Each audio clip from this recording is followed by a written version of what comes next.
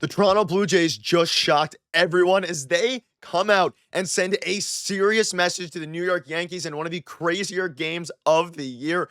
We're going to break down exactly what happened because there was a ton of storylines within this game, including one particular player who absolutely shines. Stay tuned for all that in this episode, folks. Before we get into it, if you're part of the 71% who aren't subscribed to the channel, this is the place to be for daily Jays content. Your guys' support has been unbelievable. Ladies and gentlemen, this is a video I wasn't expecting to make as it pertains to the Toronto Blue Jays, and man, oh man, was it a huge win for this team. But it's not just the win, it's what happened in order to get the win. And quite frankly, this team just shocked absolutely everybody. Let's dive right into it. Now, in case you missed the game, it was a wild one. Coming into this game, the clear storyline was and continues to be the offense. When are they going to show up? When are they going to hit home runs? When are they going to actually come out and be the team? Especially now to finish off this month, you have a series against the Yankees, and the next series after a day off is against the Red Sox. When are you going to shine and actually win some games?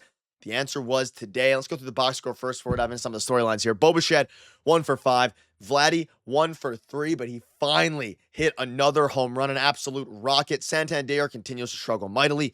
George Springer, you got Jimenez, Alejandro Kirk, and we're going to dive into him, the game of the year for him.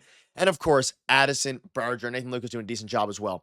There is a lot of storylines coming into this. And again, the Jays need to win this game. You're in against an the leader of the AL East. You're in against a rival, and you're at Yankee Stadium, and you have José Berríos on the bump we'll dive into as well.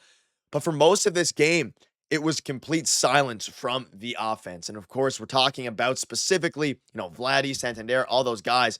But guess what happens? Vladdy puts the Jays up 1-0 with an absolute, and I'm not exaggerating when I say laser. He shot a rocket, a line drive that never came down against Tim Hill, who doesn't give up a lot of home runs, was a lefty, just an absolute rocket. Not a moonshot, but a rocket line drive into left field. Now, he hits that. You're like, okay, finally we got some, sense of power here, and the Jays are up 1-0, and you're hoping they were going to get more because you have José Berríos on the bump, but you're going up against a New York Yankees team who leads the MLB in home runs. And before we dive into some other things, let's transition into this. José Berríos was on the bump today, and he went 5 1/3, 5 hits, 2 walks, 4 Ks. All things considered, a very solid performance from José Berríos because, again, he wasn't able to go 6 innings and things like that, but he was able to give you enough to keep the Jays in the game. And of course, in the 6th inning there, Brendan Little ultimately came in and gave up a run in his outing.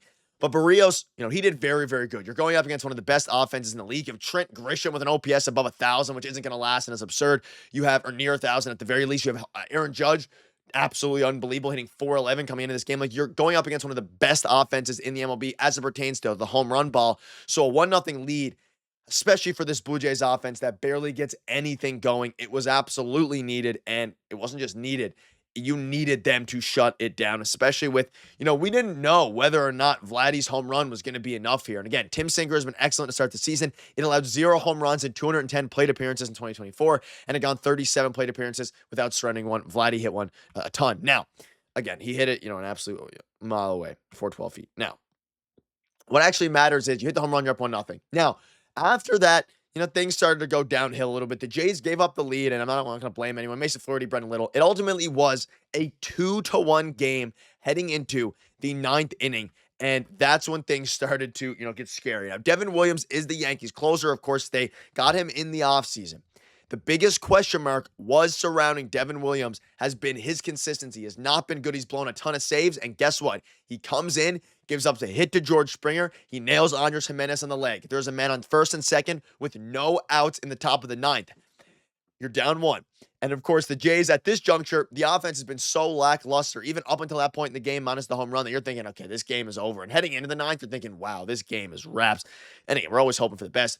Alejandro Kirk, who we'll dive into his defense in a little bit, was the star of this game, but he's been struggling mightily. Fans are coming for his head after the extension. He hits a rocket to center field over the center fielder's head. Unbelievable base running by Andres Jimenez. He's following George Springer around second. They both score. And of course, George was kind of playing closer to the bag in case the center fielder caught it. Trent Grisham. Then, of course, George can go back and tag. Jimenez doesn't need to do that, so he's right on George's tail. Scores both. Alejandro Kirk with the biggest double of the year up until this point. Just absolutely fantastic. And guess who else So again, now you have another run. It's 3-2. Guess who comes up after that? They pinch run Heineman for Kirk. Fantastic job by John Schneider. Addison Barger with his second hit of the night, and he's someone I want to talk about as well. He has been lacing baseballs, and his batting average hasn't really showed for it. He increased it a bunch tonight. He hit a rocket up the end of the bat, 107 miles per hour. I believe it was 107, and he hit it to center field, an absolute missile earlier on in the game. And you can see this here coming into the game. Barger was running a 46.2% HH rate and an 8, which is a hard hit rate, and an 18.9% chase rate. As long as that type of success continues, the results will come. He hits a opposite field single to score Tyler Heineman. They score the run. And now you're at the point where you are leading this game 4-2. And of course, as we know, Jeff Hoffman comes in and is absolutely nails in this game. But the Jays just managed to shock everybody in this one. And it wasn't just one player. The offense is going to come. We know that. Vladdy's starting to get his, power stroke around. George Springer, all these different guys. I genuinely think they need to play Addison Barger every single day. If Addison Barger continues to play, then Addison Barger is going to hit more balls hard. He's going to hit more balls in the air. All these different things are going to come. And for them to come out, again, he has some of the best advanced analytics in the Jays system. And even on the Major League team, things are going to be going well. And again, it all comes down to the Vladdy home run, which turned into, of course, the bullpen kind of blowing it. The bullpen has been absolutely rocks this season. And Jimmy Garcia went 2/3 of innings, still didn't give up a run. Mason Flaherty, interesting decision by John Schneider. He still gets the win. Jeff Hoffman comes in against the very top of the order. Trent Grisham. And then, of course, Aaron Judge and Ben Rice, with Ben Rice got a single, and then it switches over to end the game to Paul Goldschmidt. But man, oh man, having a few takeaways. Having a closer is absolutely crucial. The bullpen struggled a little bit, but Berríos picked them up. But most importantly, the offense put a 4 spot against the Yankees. And the offense is going to come. The Jays now move back to 500. But most importantly, this was against an AL East rival now. You needed this win. The Yankees now moved to 15-11.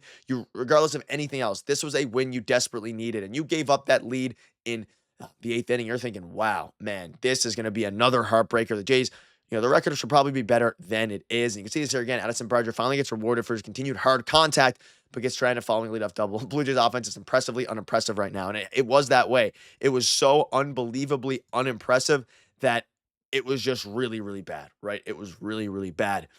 And then guess what? In one inning, they managed to string together for the first time in what feels like weeks, a string of hits, a clutch hit from Alejandro Kirk. Alejandro Kirk has had a million at-bats with, runners to score in position, hasn't been able to be successful. He gets the one hit that matters. You turn the series completely on its head, and you don't turn the Jays season on its head in a good way, but this hit goes a long way, the biggest win of the year. And ladies and gentlemen, the Jays have another chance to go out and do it tomorrow in what's going to be an absolutely crucial game. But that'll wrap it up. Let me know down below what your thoughts are on this. Jeff Hoffman, all these different things. And with the schedule looking ahead, you have to go ahead and take care of business against the Yankees. A 1:05 p.m. Eastern start tomorrow. So things are going to get crazy. We're going to keep you up to date with all the latest news. Let me know down below what your thoughts are. Thank you guys for watching. Cheers.